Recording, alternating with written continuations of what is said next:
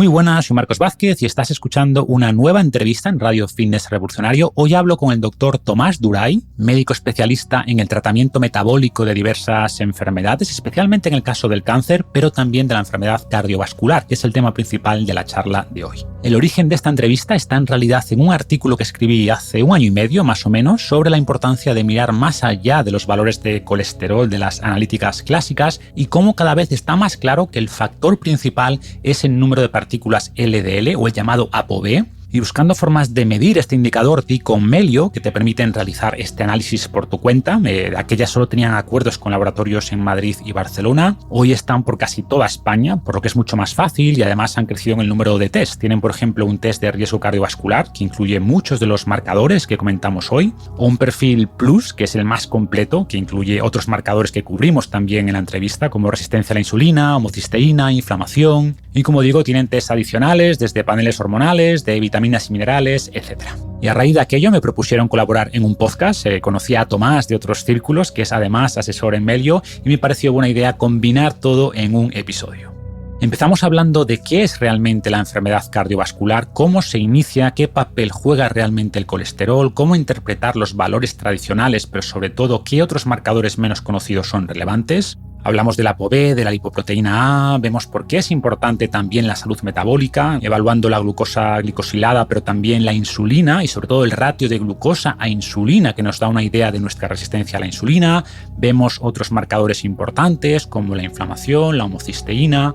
Hablamos sobre este concepto del Lean Mass Hyperresponders, que son personas que tienen un nivel muscular bueno, con baja grasa, que llevan dietas bajas en carbohidrato o cetogénicas y tienen niveles elevados de colesterol, ¿no? Y hablamos de si esto puede ser un riesgo o no.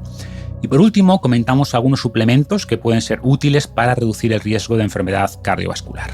Y para quien tenga interés en hacerse un test más completo con toda esta información, pues Melio nos ofrece un descuento del 10% con el código FR10, como siempre en mayúscula y con número FR10. Y repito, tendréis un descuento del 10% en cualquier test que compréis en melio.es, deletreo melio.es. Y sin más, damos la bienvenida al doctor Tomás Duray. Bienvenido al podcast, Tomás. Gracias, muchas gracias. Nada, un placer charlar contigo. En este caso vamos a hablar sobre enfermedad cardiovascular, pero con una perspectiva más amplia, ¿no? Porque, por desgracia, los debates sobre este tema suelen centrarse en el colesterol, que obviamente es una pieza del puzzle, como veremos después, pero hay mucho más. Y quiero que hablemos de salud metabólica, de hormonas, de inflamación y más cosas. Pero para empezar, cuéntanos un poco sobre ti y cómo surge tu interés por este enfoque metabólico, digamos, a la hora de tratar las enfermedades. Bueno, Marcos, en primer lugar, encantado de estar contigo en el podcast. La verdad es que es un privilegio. Recuerdo todavía cuando digamos, ya hace más de una década navegaba por foros de fisioculturismo buscando información sobre nutrición y entrenamiento y demás. En muchas ocasiones no sé cómo acababa en tu web y leía tus artículos que creo que son muy informativos y muy siempre basados en la evidencia. Entonces creo que eso es algo que se agradece teniendo una gran variedad de información en Internet, pero no siempre lo más acertada posible. Y en cuanto a mí, pues soy médico de ascendencia checo-austriaca. Completé mis estudios de medicina en Madrid, en la Universidad Rey Juan Carlos, y realmente llevo toda la vida en España, desde la escuela primaria. Y una vez completada la carrera de medicina, mi interés cambió ligeramente desde los aspectos puramente clínicos hacia la investigación, concretamente el cáncer y su manejo metabólico. Y fue un poco durante los últimos años de mi educación médica en los que paralelamente adquirí mucho interés en el manejo metabólico de la enfermedad, en las dietas cetogénicas, su uso para el tratamiento de diabetes y de obesidad. Y en realidad este interés partía y sigue partiendo, yo creo, en parte por un fuero personal, un fuero interno, porque durante la juventud, la adolescencia, sufrí de una obesidad bastante importante, parcialmente por haber tenido un asma crónico juvenil idiopático, que afortunadamente, toco madera, ha remitido por completo. Y en su momento fue tratado con glucocorticoides, que como sabes, digamos que aumentan bastante, empeoran bastante todo lo que es el metabolismo lipídico. Y también parcialmente porque, bueno, siempre he disfrutado de la comida, quizás un poco en exceso. Entonces fue durante estos años de frustración, tratando de perder pesos con ejercicio físico, con dietas mal encaminadas, que descubrí las dietas low carb. Me hice muy partidario de sus efectos de salud, pero también interesado a nivel científico en sus efectos bioquímicos y metabólicos. Y recuerdo que mi primera experiencia de investigación fue estudiando los efectos de una dieta de cafetería en modelos animales de Ratavistar. Pero sí que es cierto que igual te ha pasado algo parecido, que echando la vista atrás, he pasado por muchas fases, siendo al principio como muy zelote, muy defensor de las dietas low carb para todo, recomendarlas para todo, hasta adquirir cierta perspectiva y saber que son una herramienta nutricional muy útil para determinadas situaciones, para muchas situaciones, pero no para todas. Así que en este tipo de entrevistas soy bastante abierto y creo que sufrí como una pequeña crisis de fe y síndrome de quemado también con los estudios de medicina, y decidí orientarme a la investigación, donde el siguiente paso lógico fue aplicar las terapias metabólicas mucho más allá de una dieta cetogénica en monoterapia al tratamiento del cáncer. Y bueno, este es un tema apasionante que se va desarrollando poco a poco.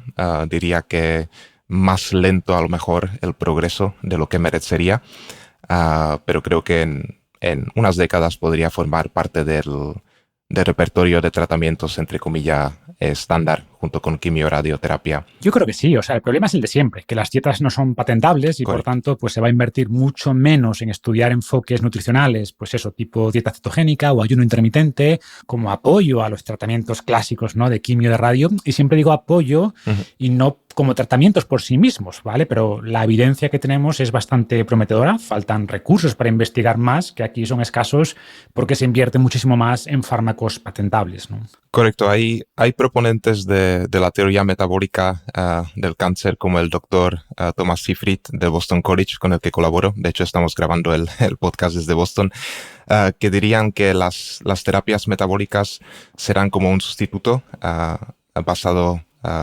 sustituto de los tratamientos basados solamente en la teoría somática del cáncer. Pero es como si repitiese sus palabras. Básicamente, el interés económico no está detrás por ahora.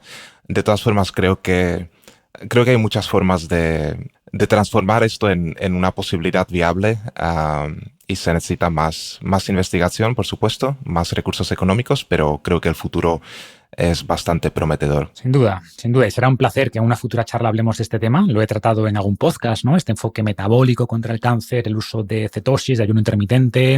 Es súper interesante y es muy probable que en pocos años tengamos protocolos más específicos.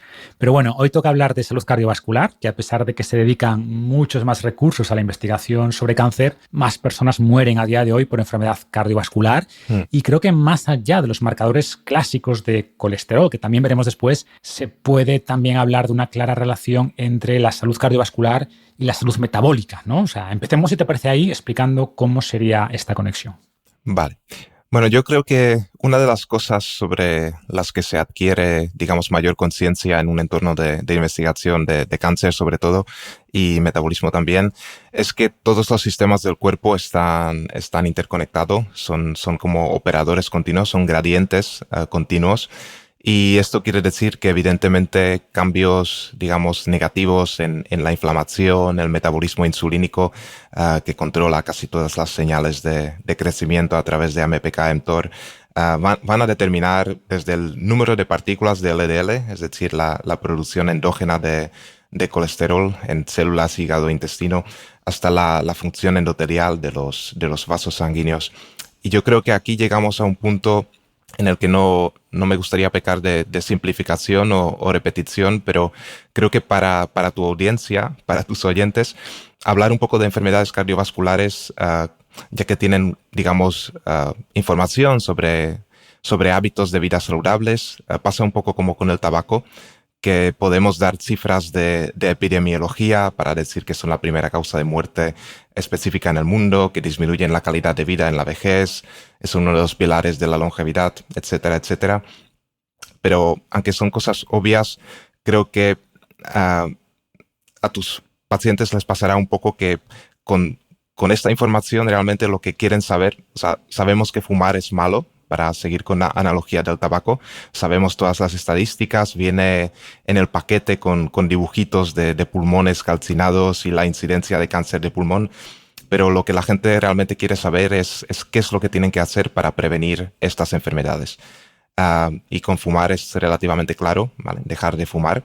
Aquí lo importante es cómo conseguirlo. Todas las herramientas psicológicas o de sustitución que se utilizan para un objetivo claro, binario, fumador sí o no, pero con nutrición, con ejercicio físico, ritmos circadianos, relaciones interpersonales, suplementación, es bastante más complicado. Tenemos cientos de variables que se interrelacionan entre sí y sabemos que las generalizaciones, por lo general, no son muy útiles.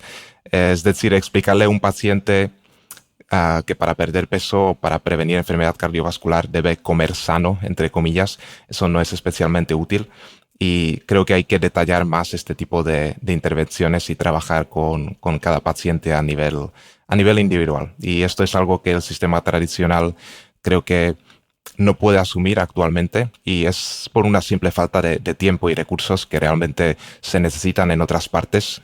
No es que sea por no querer, pero yo creo que es simplemente un tema de recursos, pero se están planteando nuevas iniciativas para conseguirlo, por ejemplo como Melio, que es una empresa con la que colaboro, que ofrece análisis de sangre a demanda, y la filosofía básicamente es ofrecer a los usuarios la posibilidad de controlar un poco mejor su salud con análisis de sangre dirigidos cuando los necesiten, antes de que aparezcan las enfermedades.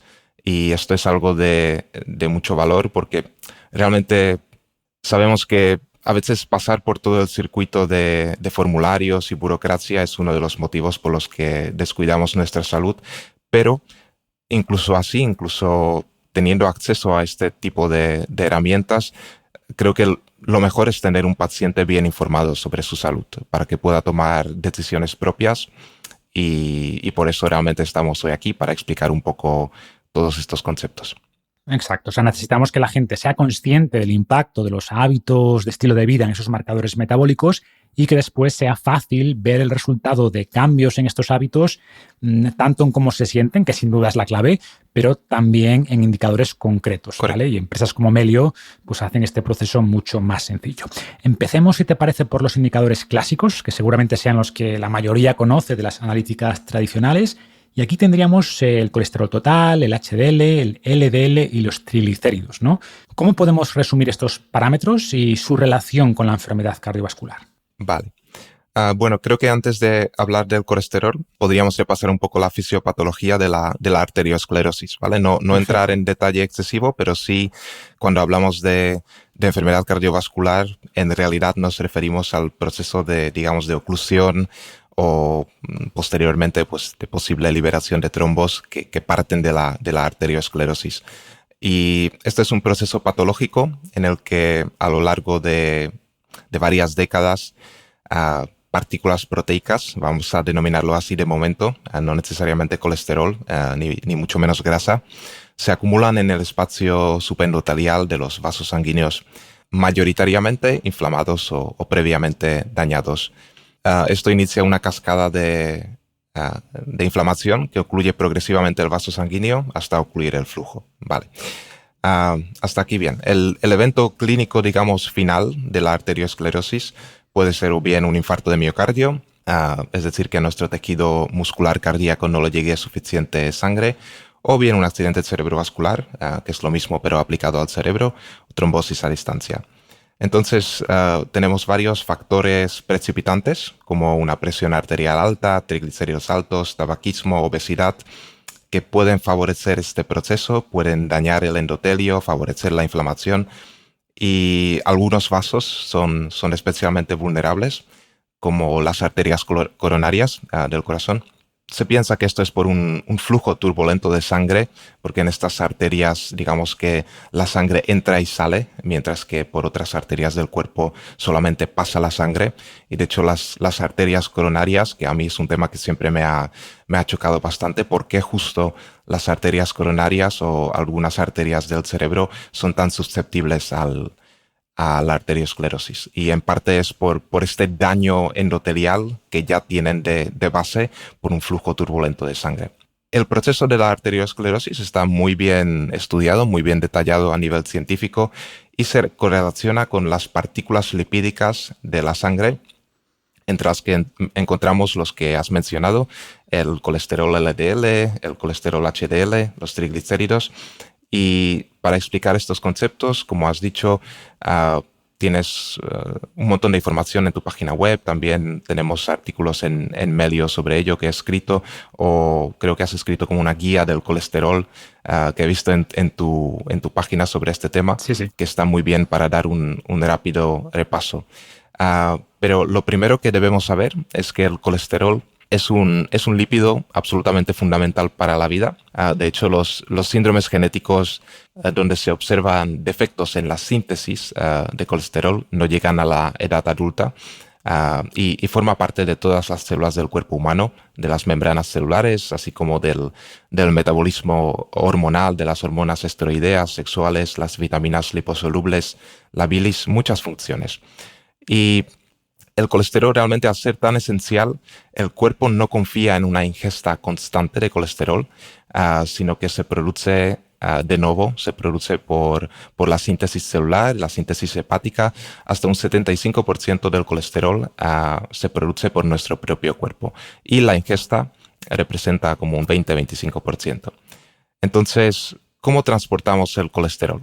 Aquí es donde ya entramos en nuestras partículas. El colesterol, al ser una molécula hidrófoba, es decir, que no es soluble en agua y debe transportarse a través de unas proteínas especiales denominadas lipoproteínas, entre las que destacan las apolipoproteínas del LDL, el HDL, que son las más importantes, pero también hay otras como el VLDL o el IDL, y se denominan así en función de su densidad, es decir, del ratio entre proteína y lípido que transportan. Bien, creo que aquí nos interesan el HDL y el LDL, ¿vale? El HDL son las partículas, digamos, que transportan el colesterol con una mayor porción proteica, y lo que hacen es transportar el colesterol de los tejidos de vuelta al hígado para su reciclaje, para su eliminación, y normalmente se denomina el colesterol bueno, tiene efectos cardioprotectores. Y luego tenemos las LDL, las partículas de baja densidad, que se van transformando en IDL, desde el VLDL, en el que nacen en el hígado, se van transformando conforme pierden su carga de triglicéridos y fosfolípidos, que transportan también a los tejidos y al músculo. Fíjate que no he hablado de colesterol con las LDL. Realmente el colesterol es como un pasajero, realmente se transporta en estas partículas de LDL, pero el objetivo no es transportarlo o entregarlo a los tejidos. Mientras que las partículas de HDL, que también se denominan partículas alfa, estas sí que transportan el colesterol a los tejidos, a las células adiposas y por último al hígado para su eliminación. Lo importante que tenemos que saber es que estas partículas son esenciales, circulan en la sangre en constante síntesis y reciclaje y sufren cambios estructurales en función de su carga. Entonces, cuando en un análisis de sangre medimos el colesterol total, el colesterol LDL o el colesterol HDL, lo que estamos midiendo realmente es el peso del colesterol unido a determinadas partículas, ¿vale? No estamos midiendo el número de partículas en sí. Esto es algo en lo que tú has hecho mucho hincapié y las últimas investigaciones suelen apuntar realmente a que son las partículas de colesterol, las partículas, digamos, que transportan el colesterol en la sangre, no el colesterol en sí, como un causante directo de la arteriosclerosis. Y aunque, bueno, en ocasiones son un estimador para el promedio poblacional, En muchas ocasiones realmente lo que nos importa es el número de partículas. Esto en un análisis estándar se estima con una fórmula matemática, la ecuación de Friedewald, a partir del colesterol total, los triglicéridos y el colesterol de HDL, pero realmente no tenemos información sobre el número real de partículas que circulan por la sangre. O sea, serían dos cosas aquí, ¿no? Primero, que ese valor LDL de las analíticas no nos indica el número de partículas y además ni siquiera es medido, sino que se estima en base a una fórmula. Correcto.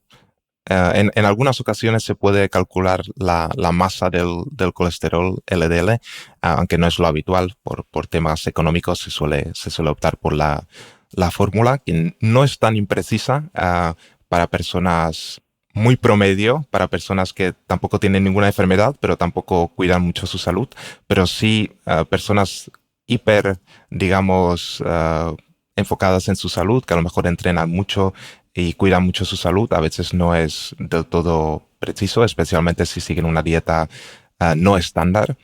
Y al mismo tiempo para personas que empiezan a tener algún tipo de problemas, sobre todo diabetes o síndrome metabólico, es cuando realmente la cifra de colesterol LDL con la cifra de partículas LDL no tiene nada que ver. Entonces aquí es donde hay que profundizar. Muy bien. Bueno, pues a ver, como resumen, ¿no? Aunque todos estos marcadores importan, si solo pudiéramos tener un indicador para estimar el riesgo en la mayoría de personas, sería el número de partículas LDL, que no es el colesterol LDL total, ¿vale? Muchas veces hay correlación, muchas otras veces no. Sobre todo has mencionado en cierto colectivo que ahora veremos, pero una vez más, hay otros muchos elementos y un factor también muy importante que mencionaste de pasada es la salud del endotelio. O sea, cuanto mejor esté este endotelio, menos riesgo de que una partícula lo cruce. Yo siempre hago la analogía de los coches, ¿no? Cuantos más coches en una carretera, más riesgo de que haya un accidente, pero si esos coches circulan por una autopista en buen estado, bien señalizada, el riesgo será mucho menor que si esos mismos coches van por una carretera secundaria llena de baches y curvas, ¿no? Y enlazando con esas personas que tienen buena salud metabólica, pero llevan una dieta baja en carbohidrato o incluso cetogénica y tienen el LDL elevado, a veces también partículas elevadas, pero no siempre, que esta es la teoría del Lean Mass Hyperresponder, y propone esta teoría que la elevación de estas partículas no sería problemática en personas con bajo nivel de grasa, con un buen ratio de músculo respecto a grasa y con una dieta baja en carbohidrato. ¿Cómo lo ves? ¿Crees que debemos tener en cuenta otros aspectos en este perfil concreto? Vale.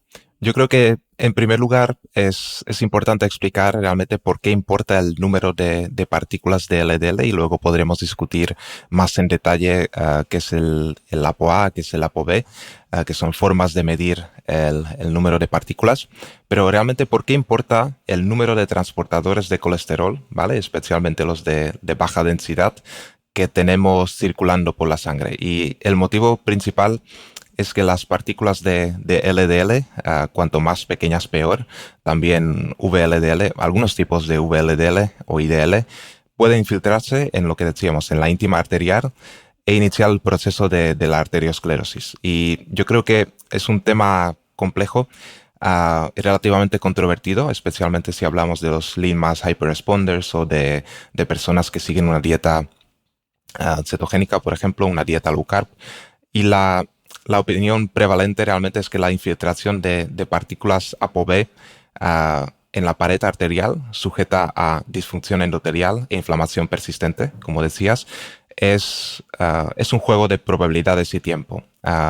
Aquí también me gusta decir que, a ver, desde que nacemos, nuestras arterias se exponen al LDL circulante que puede o no infiltrarse en la pared e incluso cuando se infiltra puede o no quedar atrapado en el espacio subendotelial y provocar la cascada inflamatoria. Entonces, creo que conforme pasa el tiempo hay más probabilidades de que esto ocurra, ¿vale? Por simple estocástica, simple azar, dando como ejemplo, por ejemplo, los dados en los juegos de azar. Digamos que si tenemos un solo dado y que nos salga una cifra de 6, significa que una partícula de ApoB, una partícula de LDL, se ha infiltrado en el endotelio. Si tenemos un solo dado, la probabilidad es de 1 partido por 6.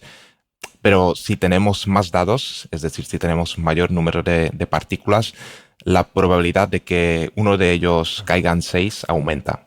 Y algo parecido puede ocurrir con las partículas de LDL. Cuantas más partículas, a pesar de mantener todo lo demás constante, ¿vale?, mayor probabilidad teórica de arteriosclerosis. Pero ello no quita que otros factores como la inflamación o la disfunción endotelial juegan un papel fundamental y evidentemente no hay que echarle leña al fuego, sobre todo si tenemos cifras de ApoB, de partículas de LDL altas. Es mucho más importante cuidar estos otros factores de riesgo. Y aquí es donde los lean mass hyperresponders, es decir, para definirlo un poco, son personas que tienen un cuerpo atlético, son personas delgadas con mucha masa muscular relativa, pero aún así tienen colesterol LDL alto, incluso número de partículas de LDL elevadas. Esto normalmente se acompaña de triglicéridos bajos y HDL elevado en la mayoría de los casos. Entonces es un fenotipo que ha suscitado mucho interés porque claramente estas personas tienen un metabolismo lipídico correcto, es decir, cuando consumen alimentos los procesan con una correcta sensibilidad a la insulina, los triglicéridos están bajos, la glucosa en ayunas está baja, la insulina está baja, el HDL está elevado. Es decir, todo el proceso de transporte y reciclaje del colesterol está bien y eso parece ser un factor cardioprotector, ¿no? Entonces, además, en ecografías o TAC de calcio, el famoso calcium score, del que seguramente hayamos oído hablar todos, que consiste en mirar la arteria coronaria, por ejemplo, y aparentemente está bien, aunque no sabemos qué está pasando a nivel microscópico en el tejido. Y la inflamación está bien, todo parece que está bien. No hay presión arterial alta, pero incluso así puede haber cifras de LDL, de colesterol LDL y en ocasiones incluso partículas de LDL, de ApoB. Y yo creo que aquí hay como dos escuelas de pensamiento. Una de ellas afirma que el LDL colesterol o incluso las partículas de LDL no son importantes en caso de que todo lo demás no presente alteraciones. Es decir, si no existe inflamación, hay buena sensibilidad a la insulina, es improbable que se llegue a desarrollar arteriosclerosis. Yo creo que esta visión la respalda el hecho de que no hay normalmente alteraciones visibles en las arterias y a nivel de interés general, así por curiosidad, también el hecho de que evolutivamente los grandes simios más próximos a nosotros, los mamíferos como gorilas o chimpancés, consumiendo su dieta habitual, tienen cifras de colesterol, incluso partículas de LDL mucho más elevadas que los humanos y no desarrollan arteriosclerosis. De hecho, suelen sufrir de miocardiopatía fibrosante, que es otro tipo de afección, lo que serían, digamos, este tipo de animales que se asemejarían a los centenarios humanos. Pero es cuando consumen una dieta obesogénica, una dieta inflamatoria, una dieta más similar a la que comemos nosotros, es cuando desarrollan arteriosclerosis en cautividad. De forma que se descarta que sea simplemente por su esperanza de vida, que es de aproximadamente 30-50 años, evidentemente menor que la nuestra. Al ser la identidad genética casi igual en lo que respecta al corazón y al hígado, un cambio dietético, que veamos que un cambio dietético provoca arteriosclerosis en muchos modelos animales, consumiendo una dieta no natural, mientras que cuando todos sus marcadores inflamatorios están bien, no desarrollan la enfermedad, pero cuando comen una dieta rica en densidad energética o en grasas y carbohidratos conjuntamente, o un exceso de sales y carbohidratos, es cuando aparecen los problemas. Y por el otro lado, la otra escuela de pensamiento es que siendo todo lo demás igual, un mayor tiempo de exposición a un mayor número de partículas aumenta ligeramente el riesgo cardiovascular, independientemente de si tenemos la inflamación baja o sensibilidad a la insulina baja o presión arterial, función endotelial correcta. Esto, evidentemente, si hay factores precipitantes, no queremos potenciarlos, pero siendo justos a nivel biofísico, por mi parte, creo que esto me lo puedes discutir. Creo que esta variante es cierta, aunque no es especialmente útil. Entonces, por concretar, ¿te posicionas más en la primera visión o en la segunda? Yo me posiciono más en que siendo todo lo demás igual, es decir, si ajustamos al número de partículas de LDL, si tenemos las partículas demasiado excesivamente altas, esto sí que puede contribuir a su infiltración al endotelio. Sí, yo lo veo igual. O sea, hay mucha gente que piensa que al tener todo lo demás bien, pues esas partículas no son relevantes y creo que no es cierto. O sea, si tienes todos los marcadores de triglicéridos, HDL, sensibilidad a la insulina, inflamación, etcétera, en niveles buenos y además también menos partículas, pues tendrías menos riesgo todavía. Volviendo a la analogía anterior, si tienes una autopista en buen estado, pues felicidades, te va a ayudar mucho, pero si además redujeras el número de coches, pues todavía mejor.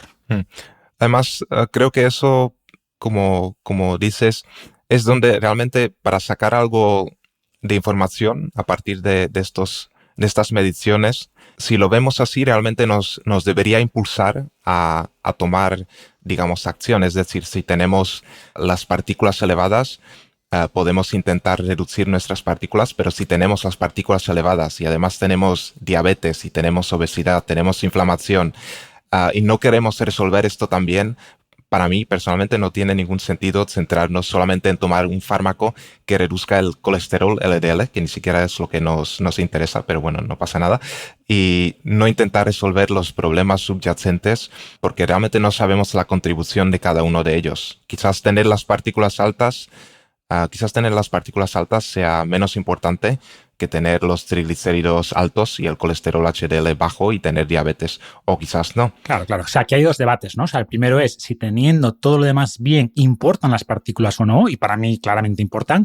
Y el segundo debate es, vale, pero es mejor tener partículas elevadas y buena salud metabólica, o sea, en el sentido de buena sensibilidad a la insulina, bajos triglicéridos, alto HDL, baja inflamación, etcétera, o hay menos riesgo con bajas partículas, pero problemas metabólicos, ¿no? Que, ojo, generalmente van de la mano una cosa y la otra, pero en este perfil de Lean Mass Hyperresponder a veces no. Y actualmente creo que no podemos responder estas preguntas con los estudios que tenemos. Sí, yo creo que los ensayos clínicos que nos vendrían muy bien, es decir, coger muchos participantes con un fenotipo de Lean Mass Hyperresponder o de personas que siguen una dieta cetogénica, seguirlos durante décadas, claro, comparando eventos cardiovasculares con una población de control, pero ajustando al número de partículas, porque queremos que ambos tengan los mismos números de partículas, para ver la contribución de cada una de estas cosas. Eso es algo no va a ocurrir, que probablemente no se va a hacer, sería aplicable a muy pocas personas y no veo el interés detrás. Pero sí que a nivel de casos individuales es aquí donde realmente disponer de más información es lo que necesitamos. Es exacto, que cada persona sepa exactamente qué está mirando y tener la información y puede tomar una decisión informada con la información científica del momento. Esta es justamente la idea de hoy. Hemos cerrado un poco ya esta parte más tradicional, entre comillas, del colesterol y ahora me gustaría explorar otras variables / indicadores que nos puedan dar, pues eso, ayudar a tener esa foto más global, ¿no? Y una de estas, de las que cada vez se habla más y que también ofrece Melio, por cierto, es la lipoproteína A o LPA. Cuéntanos qué es esta lipoproteína y qué sabemos sobre su efecto en el riesgo cardiovascular. Vale, la lipoproteína A, ¿vale? Creo que es un marcador muy interesante que se está midiendo por ejemplo, Melio lo mide en su perfil estándar junto con ApoB y muy pocos estudios, digamos, de chequeo tradicional lo solicitan. De hecho, estoy bastante seguro que un médico de familia, por ejemplo, ni siquiera lo puede solicitar, no está en la casilla en el programa de ordenador, y ya es más para un especialista de cardiología. Y evidentemente cuando vamos a visitar a un cardiólogo, creo que ya la fase de prevención ya ha pasado. Realmente ya estamos hablando de problemas incipientes o instaurados. Y las cifras de LPA están aumentadas de forma genética en un 10-20% de la población y predisponen a un mayor riesgo cardiovascular, ¿vale? Por arteriosclerosis, por trombosis venosa profunda o estenosis aórtica. Esta lipoproteína, que ahora la definiremos, creo que es un marcador que cada persona debería medir por lo menos una vez en su vida, idealmente a edades relativamente jóvenes, dado que está más o menos determinada genéticamente, podemos discutir también hasta qué punto, y no suele variar demasiado. Aquí pongo un asterisco en condiciones normales. Por lo tanto, si la medimos una vez, ya tendremos una buena imagen de nuestro riesgo cardiovascular basal. Es un poco como con la ApoE del Alzheimer. Nos estratifica en riesgo de base bajo, moderado o alto.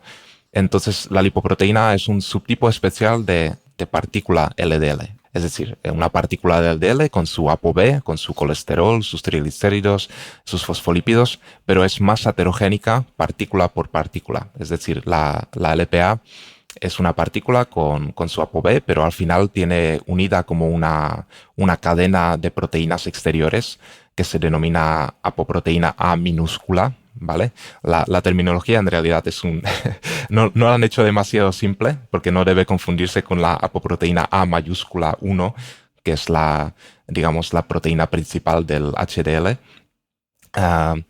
Y la ApoA minúscula del LPA, del Lp(a), es una proteína especial producida por el hígado que es similar al plasminógeno, que es un factor de coagulación, y está formada por el ApoA y por varios dominios de Kringel, que no tenemos que entrar en detalle, pero que son como estructuras plegables de cadenas que pueden tener diferentes cantidades de pliegues. Entonces, ¿por qué es importante esta Lp(a) o LPA o ApoA, ApoB con ApoA pequeña unida? Estas partículas son especialmente heterogénicas y normalmente una persona que no tiene antecedentes de enfermedad cardiovascular, no fuma, no es diabético, pero aún así sufre de alguna enfermedad cardíaca, es probable que se trate de esto, porque es un factor de hipercoagulación, ¿vale? Y también se une a otras moléculas oxidadas como fosfolípidos oxidados. La idea es que estas partículas evolutivamente están muy bien porque recogen, digamos, basurilla oxidada del cuerpo y además si te cortas pues coagulas mejor, genial, pero la idea es llevar todo esto al hígado. ¿Qué pasa? Que estas partículas, al tener la apoproteína A unida con sus dominios plegables y demás, es más probable que se estanque en el espacio subendoterial y además como arrastra ya de por sí moléculas oxidadas, es más probable que se inicie una cascada inflamatoria. Entonces, yo creo que es interesante medir la LPA, ya que como está más o menos determinada genéticamente dentro de cierto rango, es interesante para saber nuestro riesgo de base.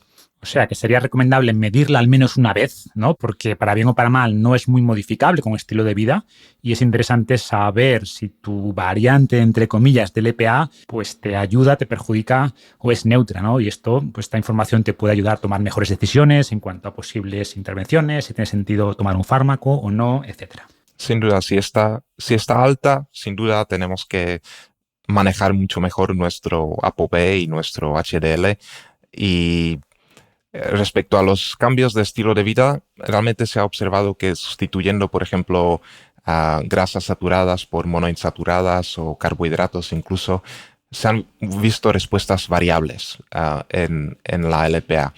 Por lo tanto, ahí es donde uno tiene que medir y ver realmente de acuerdo a su epigenética, a sus polimorfismos genéticos que tenga en su cuerpo, ver cómo responde justamente su metabolismo lipídico con la producción de LPA hepática a sus cambios dietéticos. Perfecto. Bueno, pues pasemos a otros marcadores que sí responden mucho más, que no están tan directamente ligados a colesterol o a partículas lipídicas, pero que sí influyen por esta vía más metabólica que comentamos antes. Y si te parece, empezamos hablando de la glucosa, o tanto de la glucosa en ayunas como la glucosa glicosilada. ¿Qué información nos pueden dar estas métricas? Bueno, aquí es donde entramos en aspectos secundarios. Bueno, no, realmente no son secundarios, sino en los pilares, digamos, adicionales de la enfermedad coronaria, pero también la salud metabólica en general. Tenemos la sensibilidad a la insulina con la prediabetes y diabetes como estados patológicos finales. Tenemos la inflamación crónica con sobreactivación inmune y citoquinas inflamatorias, daño tisular, incluido el daño endotelial como estados patológicos. Y la hiperglucemia trae consigo toda esta serie de problemas. Favorece el daño endotelial, así como un aumento de la inflamación. Entonces, la glucosa en ayunas es más bien como un indicador de nuestra producción basal y nuestra respuesta a la insulina de forma, digamos, el cuerpo sin tomar ningún tipo de alimento. Y creo que de manera aislada no es muy buen indicador para hablar de sensibilidad a la insulina. Una medición de glucosa en ayunas, 8 horas sin comer, un ayuno nocturno superior, creo que el punto de corte está en 126 miligramos de decilitro, medida en 2 ocasiones, es diagnóstica de diabetes. Esto es un punto de corte tan elevado que indica claramente un problema, digamos, del efecto de la insulina. Pero para mí no es útil tanto como a lo mejor conocer la glucosa más en los estados prediabéticos, así como la glucosa postprandial después de comer, dependiendo de los alimentos que tomamos. Y es aquí donde otras herramientas como la hemoglobina glicosilada o incluso medidores continuos de glucosa pueden ayudarnos. O sea, ¿recomendarías estos monitores continuos de glucosa entonces? No sé si has probado alguna vez alguno. De momento no. No, la verdad es que es como un complemento que yo creo que está muy bien, porque una medición de análisis de sangre, a menos que la hagas de forma programada, que es lo que intentamos en Melio, es como una foto de tu metabolismo en un momento dado, y es difícil, creo, juzgar la belleza con una sola foto, digamos, mal iluminada y sin preparación, del mismo modo que es difícil juzgar la sensibilidad a la insulina. Es decir, si nuestro cuerpo maneja bien los carbohidratos con una sola analítica de glucosa en ayunas. Eso creo que es absurdo.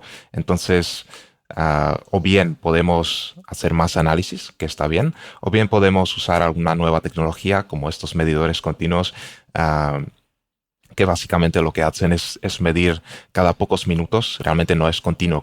Es como una medición cada 5 minutos durante 7 días de los niveles de glucosa del espacio intersticial. Para quien no sepa a qué se refiere, es una especie de parche, podríamos decir, ¿no? Que te colocas sobre la piel y que va tomando esas métricas, conectado generalmente con alguna app en el móvil, y te va sacando esa curva y te permite, pues, ver cuál es el nivel de glucosa, como tú decías, ¿no? En ayunas a primera hora, pero también justo después de comer y 2 horas después de comer, y te da una idea mucho mejor de cuál es tu sensibilidad real a la glucosa, tu tolerancia al carbohidrato, o más que el carbohidrato, a distintos alimentos, ¿no? Porque es interesante también, hay varios estudios que muestran que distintas personas responden al mismo alimento de manera muy distinta, y por tanto esta idea clásica del índice glucémico, de la carga glucémica, es muy relativo, porque cada persona tiene una respuesta bastante individual, ya no al carbohidrato, sino incluso a nivel de alimentos individuales, ¿no? Entonces, bueno, es interesante. No sé también cómo se podría complementar con analíticas que midan, pues, oye, la insulina basal, o incluso la resistencia a la insulina, ¿no? El OMA-IR. ¿Tiene sentido medir esto? ¿Qué importancia le das en tu caso?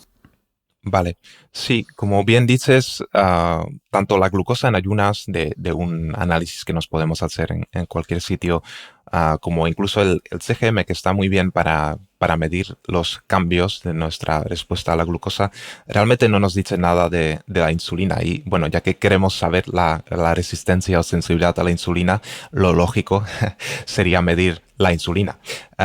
Entonces, realmente hay que medir los dos. Hay que medir glucosa e insulina y correlacionarlos.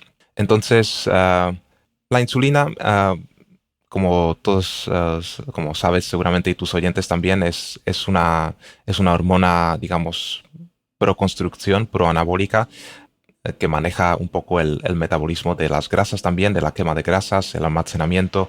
Y normalmente podríamos medir glucosa e insulina en ayunas, pero también tras ingesta de comida, y evaluar realmente nuestra sensibilidad en condiciones reales. Esto es, como decías tú, lo que se hace con un test de tolerancia oral a la glucosa, que básicamente consiste en tomar como unos 75 gramos de glucosa líquida y medir glucosa e insulina simultáneamente. Esto también hablaremos del OMA-IR, que es como una forma más más sencilla de análisis de medir esto. Y si vemos que la glucosa no aumenta demasiado, pero si nos tomamos esta glucosa líquida, pero vemos que nuestra glucosa sanguínea no aumenta demasiado, pero es a costa de una secreción extrema de insulina, eso ya nos indicaría un estado de resistencia a la insulina. Y eso es algo que no veríamos, por ejemplo, solo midiendo nuestra glucosa. O también si la glucosa falla y no puede controlar, si la insulina falla y no puede controlar la glucosa, también es un estado prepatológico. Entonces yo creo que un test de glucosa en sangre, un CGM, y combinarlo con estudios más avanzados de insulina es lo que nos permitiría hacer este tipo de diagnóstico, que es más una herramienta de prevención. Lo que queremos es detectarlo antes de sufrir de diabetes de tipo 2. Una vez ya la tengamos, es más difícil de revertir. Exacto, es interesante no solo conocer los niveles de glucosa o esa curva de glucosa, sino saber también cuánta insulina necesitas para mantener la homeostasis de la glucosa, ¿no? Y hay otro indicador en este sentido, que es el péptido C, que también está en el test de Melio. ¿Qué aporta a estos elementos? A ver, realmente el péptido C lo podemos mencionar brevemente. Simplemente es como un análogo de la insulina, se secreta al mismo tiempo, es como una parte de la forma inactiva de la insulina, forma parte de las mismas rutas metabólicas. Su ventaja es que tiene un tiempo de permanencia mayor en el cuerpo, es más estable y es más fácil medirlo. Mientras que la insulina cambia mucho dependiendo de nuestras comidas previas, el péptido C es estable y normalmente lo que se hace es estudiarlos juntos. Los niveles elevados de péptido C pues nos indicarían que pueden existir problemas del metabolismo de la insulina, que tendría que secretarse en grandes cantidades para mantener la glucosa en ayunas, en este caso estable. No queremos ver insulina muy alta en ayunas, lo mismo que el péptido C. Perfecto. Pues ya por último, en cuanto a indicadores, me gustaría hablar de inflamación, de qué podemos mirar aquí o de cualquier otro marcador que no hayamos comentado, o no sé si merece la pena también ver la salud hormonal. ¿Qué nos puedes contar? Vale, yo creo que con respecto a la inflamación y corolario de todo lo que decíamos, hay muchos médicos y científicos, especialmente en el campo, digamos, de las dietas más bajas en carbohidratos o paleolíticas, que dirían que es como el componente esencial. La inflamación, la disfunción endotelial, es decir, cuál es la propensión del vaso sanguíneo a atrapar la partícula de LDL, dirían que es como una pieza esencial del puzzle. Creo que reduciendo la inflamación y mejorando la función endotelial, digamos que la entrada de LDL, la cascada inflamatoria está más o menos neutralizada en condiciones de laboratorio y modelos animales, pero como hemos dicho, estamos hablando de exposición a partículas durante toda la vida, durante décadas y décadas, y sigue existiendo mucho debate. Entonces, lo que tenemos que saber es que queremos que nuestra inflamación esté baja y queremos que nuestros vasos sanguíneos estén bien y funcionen bien. Eso como punto de base. Una vez tengamos esta información, está bien preocuparnos por nuestras cifras de LDL, que pueden ser también un problema genético, e intentar manejarlas con nutrición o con farmacología si es necesaria. No soy contrario a ello cuando hay un buen estudio de base anterior. Entonces, una de las cosas que podemos medir es la proteína C reactiva, la PCR de alta sensibilidad, que no hay que confundir con la PCR del diagnóstico del SARS-CoV, del COVID. Sí. Aquí estamos hablando de proteína C reactiva, que es una proteína secretada por el hígado en condiciones, digamos, de infección y de inflamación. Y esta medición, especialmente si es de alta sensibilidad, porque en muchos laboratorios se hace simplemente un screening que no detecta cantidades muy pequeñas, que es más para lo que es la detección de infección. Pero lo que queremos es detectar pequeñas cantidades de este factor proinflamatorio. Y lo que estamos midiendo es, nuestra inflamación crónica de bajo grado. Queremos ver cifras de PCR de alta sensibilidad indetectables o casi indetectables. Porque si existe ya una inflamación de base, es más probable que nuestras partículas de LDL sean un problema. Y otro marcador interesante es, por ejemplo, la homocisteína, que se ha relacionado con la función endotelial. La homocisteína es un un aminoácido secundario al metabolismo de la metionina y la cisteína, realmente nos interesa porque es relativamente aterogénico y protrombótico. Está involucrado en el metabolismo de la vitamina B, de la B6, B12, el ácido fólico, que están involucradas en su producción y por lo tanto tener déficit nutricionales, así como corregir tabaquismo o alcoholismo si están presentes, son muy importantes para mejorar las cifras de homocisteína. Y una vez más, es como otro factor de riesgo asociado. No diría que es preocupante de forma aislada, pero como dije, no queremos echar gasolina al fuego. Y si ya tenemos una base deficiente, es necesario corregir ambos, pero suelen responder muy bien a cambios de estilo de vida y abandonar hábito tabáquico y alcohol y buena nutrición, ejercicio físico de musculación, por ejemplo, suelen mejorar bastante. Lo mismo que, por ejemplo, el ácido úrico, la alanina aminotransferasa, que son marcadores ya de metabolismo hepático, todas estas suelen responder bastante bien a una reducción, por ejemplo, de fructosa en la dieta o cambios dietéticos específicos o globales cuando son necesarios. Suelen responder bastante bien. Entonces, queremos evitar toda esta, digamos, todos estos problemas de base y ya luego nos podemos centrar en nuestro perfil lipídico avanzado con nuestro ApoB, con nuestro ApoA, número de partículas, el tamaño de las partículas, midiendo el número y la cantidad de colesterol que transportan. Todo eso ya lo podemos evaluar. Idealmente lo hará un experto en cardiología. Por ejemplo, Melio siempre ofrece, en todos los análisis están comentados por médicos especialistas. En caso de que simplemente tengamos los datos, creo que es aquí donde pues, la información que tú, por ejemplo, estás compartiendo es muy útil y hacernos una idea de realmente qué es lo que estamos midiendo. Perfecto. Pues ya para terminar, Tomás, y por dar recomendaciones prácticas finales y más allá de comer mejor, de hacer actividad física, etcétera, pero quería preguntarte si crees que hay suplementos interesantes que podamos recomendar de manera general. Mencionaste quizá vitaminas del grupo B, folato, B12 en personas con niveles altos de homocisteína, o por ejemplo el tema del omega 3 que ha dado muchas vueltas, ¿no? Al principio se pensaba que era maravilloso, después no estaba claro, últimamente han salido algunos estudios que muestran de nuevo beneficio, aunque ligero. Se habla de la berberina, de la levadura de arroz rojo. Como médico y sabiendo que habría que personalizar un poquito más, pero hay cosas que te parezcan interesantes a nivel de suplementación sin entrar todavía en fármacos. Vale, yo también creo que es como un aspecto legal, creo, referente más también a la potencia y el riesgo. Realmente los suplementos son de venta libre precisamente porque sus efectos son relativamente bajos, no siempre, claro. De hecho, pueden funcionar mejor que algunos fármacos cuando se usan de forma sinérgica.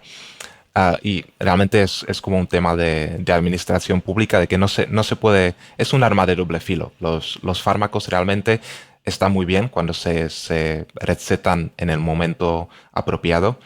Para eso están los médicos, por supuesto, pero no se confía, para bien o para mal, digamos, que cualquier persona pues vaya a la farmacia, compre cualquier cosa que quiera y se lo administre por su cuenta. Entonces, esto tiene aspectos positivos y negativos.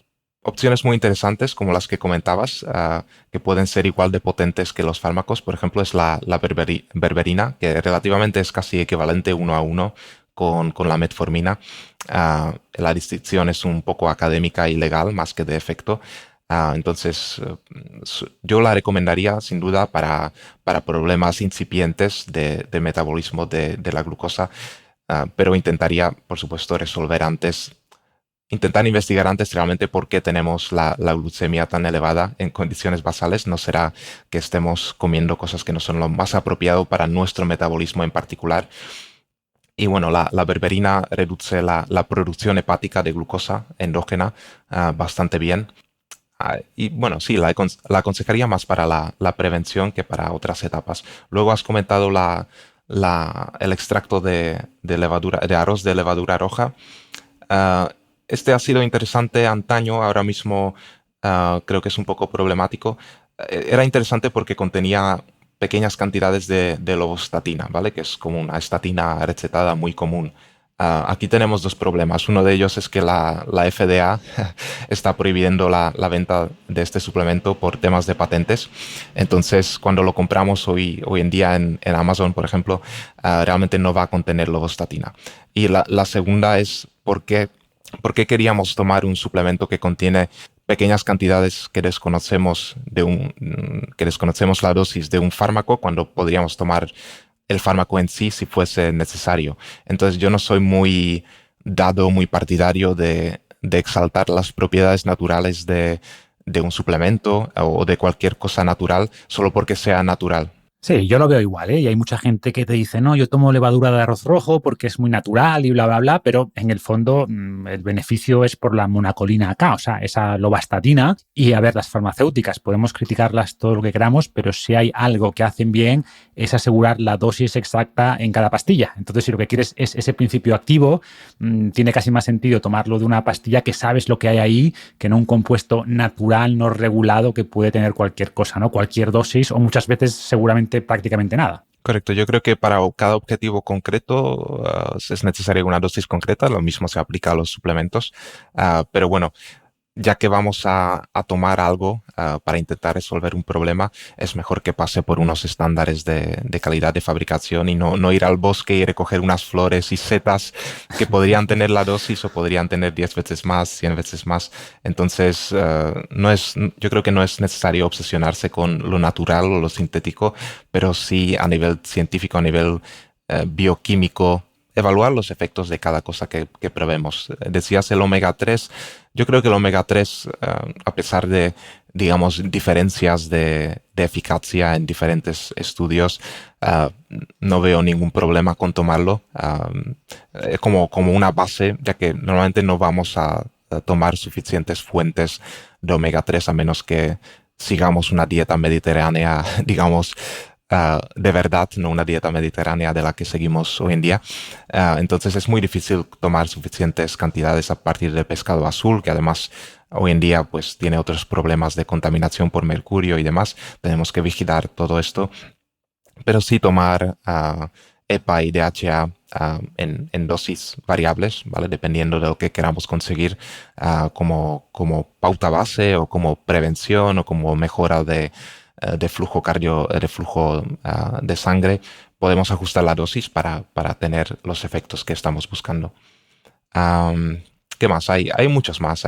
Tenemos la curcumina por sus efectos antiinflamatorios, la vitamina D, la K, la B3, la niacina, la berberina, el resveratrol, que seguramente también os suene a muchos. Hay un montón. Entonces, yo creo que lo que tenemos que hacer es buscar información científica de calidad y evaluar un poco qué es lo que estamos intentando conseguir. Está bien tener algún tipo de información analítica, un dato objetivo sobre el que trabajar. No siempre es necesario, pero sobre todo si ya lo que queremos es, digamos, perfilar los últimos puntos y queremos ver realmente cómo respondemos, está bien tener información y luego elegir los suplementos que mayor evidencia tengan detrás y combinarlos para conseguir lo que queremos conseguir. Perfecto, pues solo reforzar una vez más que la clave debería ser mejorar ese estilo de vida, pero después, como has explicado, puede tener sentido tomar suplementos concretos y eventualmente algún fármaco, pero siempre guiados por un buen profesional como tú. Y nada más, creo que hemos hecho un buen barrido de los principales marcadores. Pondré enlaces a algunos de los test de Emilio para quien quiera echarles un vistazo y sería también un placer hablar en un futuro sobre esa relación entre cáncer y salud metabólica. Gracias de nuevo, Tomás, y seguimos en contacto. Muchas gracias, Marcos.